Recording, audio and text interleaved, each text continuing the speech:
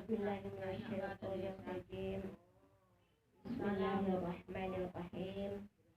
Amma ba'du. Assalamualaikum warahmatullahi wabarakatuh.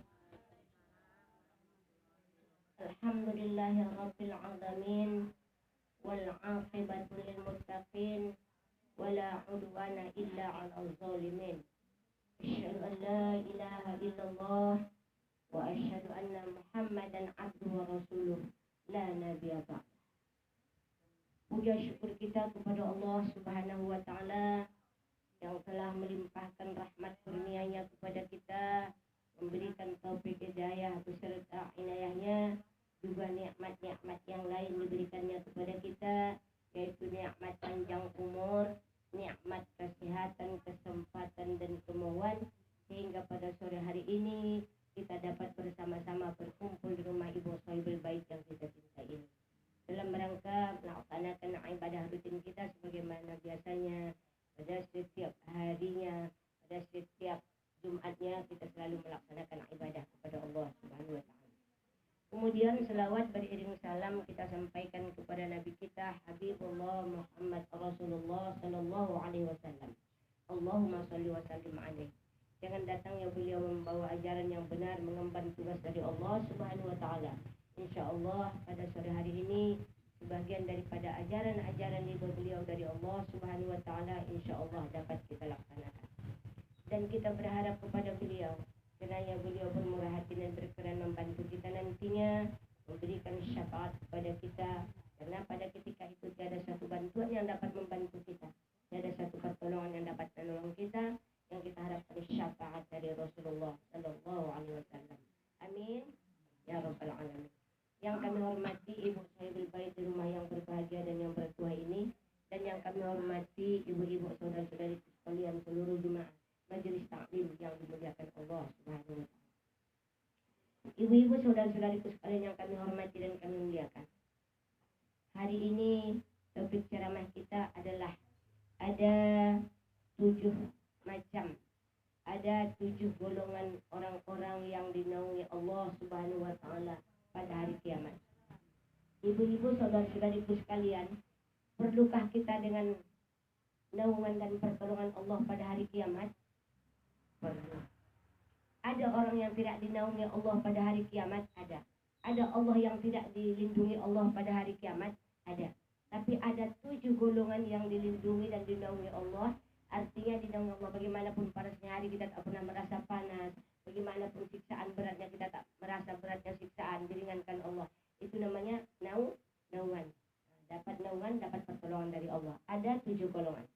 Pertama, kata Allah ini melalui hadis Rasulullah, ada 7 macam, 7 golongan orang yang dapat naungan di hari kiamat, yaitu yang pertama, imam dan pemimpin yang adil. Ibu-ibu saudara-saudariku sekalian yang kami hormati dan kami muliakan, jangan ibu pikir pemimpin kita yang di atas sana adil. Kita dulu ibu dalam rumah tangga itu adalah pemimpin siapa kita? Pemimpin untuk anak-anak. Suami jadi pemimpin untuk istri, istri memimpin anak. Jangan kita memimpin suami. Ar-rijalu qawwamuna 'alan nisa. Laki-laki itu pemimpin bagi rumah tangga. Siapa yang dipimpin oleh bapak? Istri. Siapa yang dipimpin oleh bapak? Anak-anak. Tapi kita tidak boleh memimpin bapak. Kita yang boleh memimpin anak. Kita juga pemimpin. Ibu jangan, kalau saya bilang pemimpin itu terbayang orang ibu pemimpin yang di atas sana. Setidaknya keping, lurah, camat, gubernur. Oh bukan ibu. Kita dulu sekarang pemimpin. Jadi orang yang adil, imam pemimpin yang adil. Adilkah kita ibu jadi seorang pemimpin dalam rumah tangga? Kita dulu. Adilkah kita terhadap anak-anak kita? Ini ditanya kita di hari kiamat. Anak yang bosan sangat disayangi. Anak yang kocik tidaklah pala disayangi. Kalau ditanya kenapa ibu berbeda-beda ibu menyayangi yang bosan. Kalau saya tengok hari raya lebih cantik pakai yang bosan. Kalau yang bosan ibu kasih sampai 1 jutaan. Yang kecil-kecil ini 300, 400 ribu. Kenapa begitu? Banyak tenaganya yang kuambil. Banyak tenaganya yang kuambil. Bukan itu bu, sama. Ada pula orang yang kecil lebih banyak pakaian. Sementara yang kecil itu baru lahir pakainya 10 pasang. Yang bosan itu cuma 3. Wajarkah Bu? Kita dulu, ini masalah pemimpin. Jangan kita bayangkan pemimpin yang di atas itu pemimpin. Kita dulu terhadap pemimpin yang kecil. Rumah tangga itu adalah negara terkecil. Ya Bu? Rumah tangga itu adalah negara terkecil. Udah beres kan kita memimpin negara terkecil ini? Makanya ibu-ibu, orang yang selalu ibu sibuk menjadi wanita karir, di luar bisa dipimpinnya, di dalam tak terpimpin. Betul tidak Bu? Nah itulah, kapan dia memimpin? Pagi dia berangkat ya. Kadang-kadang dia pulang malam jam 11 malam. Tengok anak udah tidur. Sama siapa yang tidur? Sama pembantu. Besok pagi anak belum bangun jam 8. Sudah pergi dia setengah 7 atau jam 7. Kapan ketemunya? Itu dia. Nah, ini dia tuh.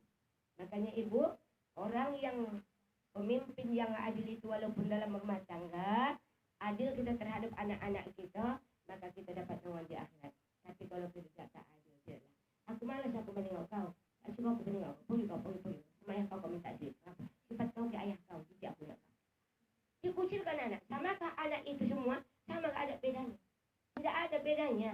Tapi hukum Islam membedakan anak laki-laki dengan perempuan. Kenapa? Tentang hal masalah warisan itu yang dibedakan. Kenapa 2 di laki-laki 1 perempuan? Karena tanggung jawab laki-laki andainya dia kawin, dia akan membelanjai istrinya dan anak-anaknya. Kemudian kalau perempuan kenapa 1? Karena dia ditanggung jawabi. Bukan menanggung jawabi, tapi ditanggung jawabi oleh suaminya. Itulah kadang-kadang semalam itu ada orang bertanya kepada kita, ibu, orang itu 2 anak, 2 mama. Anak yang pertama ada laki 1, perempuan 1. Anak yang kedua 3, jadi 5 anaknya. Mama dari yang pertama itu miskin, rezeki orang tak berseberapa. Kawin pula ayahnya dengan mama yang kedua ini, bercerai dengan yang pertama, kaya raya. Akhirnya tak dikasih anak Isamu yang dulu, karena miskin dulu omak kau, tak dikasih bagian sama orang. Rupanya itu tak anaknya. Meninggal ayahnya, omaknya yang muda tak mengkasih bagian kepada anak yang tua. Sama-sama itu anaknya, sama-sama ayahnya 1. Anak yang muda 3, anak yang pendulu 2. Tak dikasih omak yang muda inilah bagian kepada anak yang tua. Karena kau dulu, omak kau sama ayah orang ini dulu miskin, sama aku baru kaya, dia tak dapat bagian kamu. Coba, ini parwaid Bu, neraka jahanam menunggu kita. Bagikan itu hak mereka. Sama-sama ayah, miskin atau kaya nggak ada jelaskan dalam Al-Quran. Tapi nyatanya ayahnya sama 1. Anak yang dulu 2, anak yang belakangan 3. Sama pembagiannya dari ayahnya. Anak laki-laki dapat 2, anak perempuan dapat 1. Tanyakan sama saya. Saya bilang, ibu, kalau ibu ikut sebahat dalam hal ini, membelanya ini benar. Belalah dengan cara yang benar, tunjukkan dengan cara yang halal, yang sebenar-benarnya menurut jalan Allah, berikan itu sama-sama anaknya. Tapi mamaknya yang dulu, yang peduli itu anaknya sama yang 2 dulu, mamaknya miskin. Jadi yang sekarang ini, mamaknya kaya. Pada itu rezeki omak yang sekarang, kenapa dikasih anak yang peduli? Yang meninggal siapa? Ayahnya. Jadi ayahnya yang sekarang, ayah yang dulu, itu juga ayahnya. Kenapa dibedakan anaknya? Tengok, itu Bu dia. Maka kita disuruh belajar, disuruh bertanya, disuruh mendengar. Ya Bu, supaya kita tahu ayahnya itu juga. Apa dibedakan? Karena mamaknya miskin. Apa hubungan mamaknya? Kalau mamak yang dulu meninggal, ya wajarlah mamak yang belakangan tidak mendapat dari bagian mamaknya. Pembagian ayah dapat. Kenapa dibedakan? Karena miskin, omaknya yang dulu tak dikasih bagian. Sama-sama anak ayah yang meninggal. Ya tengok kan Bu? Itulah. Maka saya bilang semalam, ibu maka belajar. Baru masuk dia pengajian kita di Sakinah. Makanya perlu kita belajar, perlu kita mendengar. Inilah. Apakah kita sudah adil dalam kepemimpinan kita ibu? Saya tak bisa menilai ibu dan ibu juga tak bisa menilai saya. Masing-masing kita. Apakah kita sudah berlaku adil terhadap anak? Ada lagi Bu. Anaknya ada yang perempuan, dia tak suka sama laki-laki. Tapi akhirnya kawin. Orang tuh kawin jalan aktivitas, 3 orang tuh buang waris 2 marhalah. Entah perapat atau ke Medan. Atau tebing tinggi. Kawin anaknya, ini juga kasus. Kawin anaknya sama itu, karena sudah buang waris. Ternyata anak-anak yang lain, dia orang kaya, diberikan rumah, diberikan usaha. Anak yang perempuan tadi itu dibuang dan apapun tak diberikan sama dia. Semasa hidup pun tak diberikan harta. Dan dia berwasiat, kalau aku mati, si anu itu jangan kasih harta warisan. Coba, neraka jahanam ya Bu. Berarti tidak berlaku adil. Pemimpin yang tidak berlaku adil terhadap yang dipimpinnya anak kandungnya sendiri, jelaslah sudah menunggu neraka baginya. Karena tak suka dia menengok laki-laki. Kenapa dia tak suka menengok laki-laki ini? Karena pernah dulu ayah laki-laki ini sama dia pernah bersakitan hati. Coba.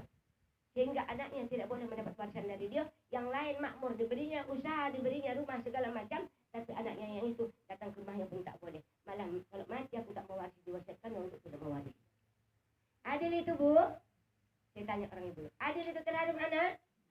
Hati-hatilah Bu. Makanya kalau inginlah kita mendapat naungan dari Allah Subhanahu Wa Taala, mulai di padang mahsyar kita sudah mendapat naungan. Karena sejengkal matahari di atas kepala, makanya Allah akan memberikan kepada kita naungan.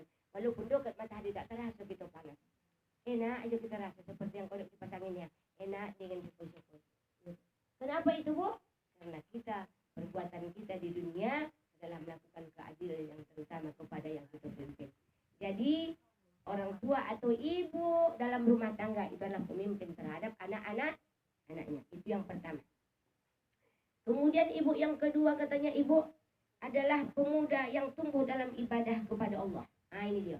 Macam mana pemuda yang tumbuh beribadah kepada Allah kalau kita ibu tidak mengajari anak di rumah dengan pendidikan agama. Nah itu dia Bu. Kadang-kala ibu hendak dimasukkan anak ke pesantren.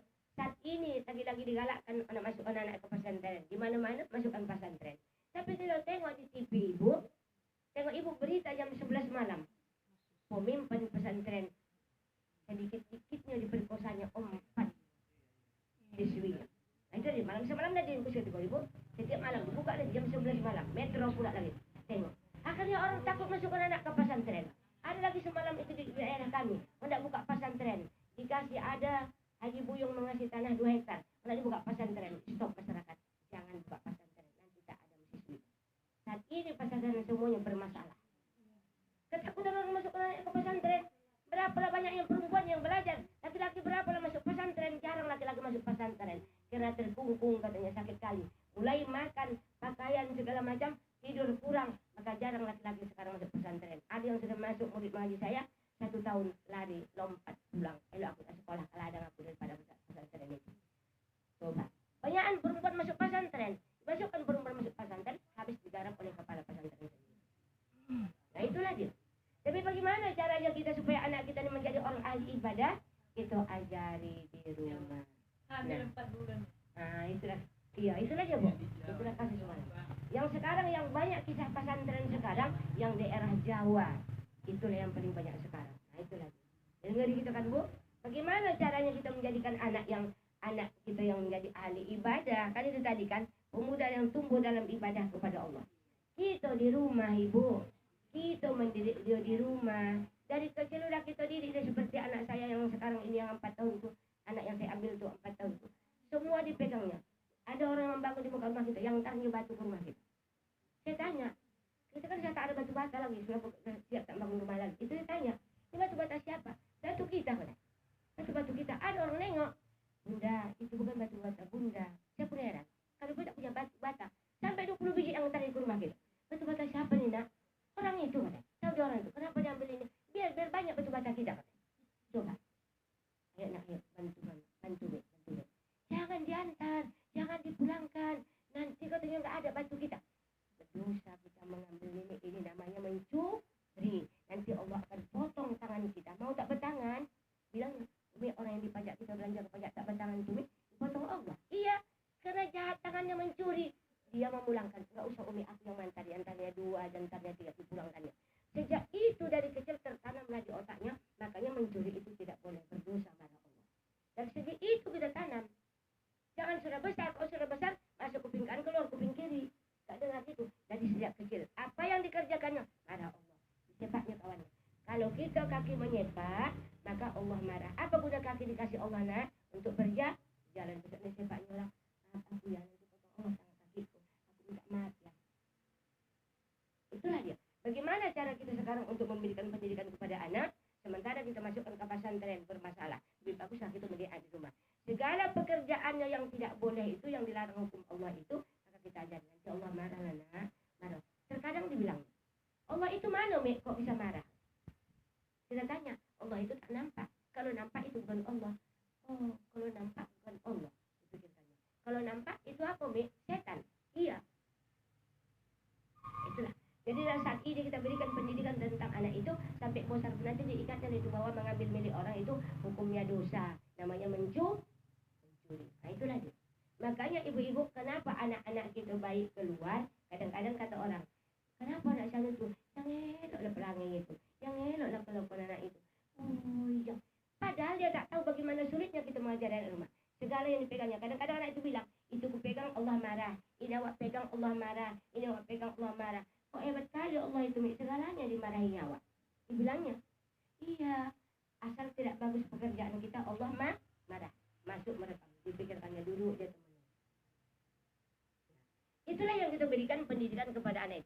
Kenapa?